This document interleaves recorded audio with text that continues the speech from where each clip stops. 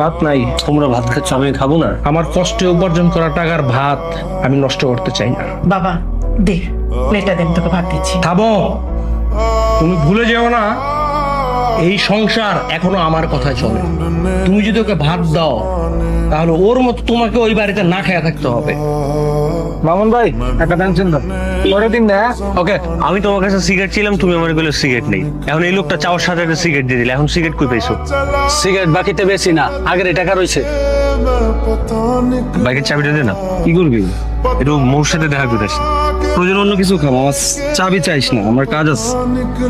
আমার কি তুই একটু মানে জরুরি আর কি, 5,000 টাকা দিতে পারবি? আজকে মোয়ের জন্মদিন তো, ওরে কিছু একটা গিফট দিতাম। 20,000 টাকা নিয়েছিলে যে মনে আছে? তুই টাকা পয়সা 2 দিন পর পরই নেস, দেওয়ার তো কোনো নামগঞ্জ থাকে না। তুই কিছু খাইলে খা, আমার টাকা পয়সা চাইস না। মামুন ভাই, ওরা 1 প্যাকেট সিগারেট দেন তো। না লাগবো না, থাক। এটা তো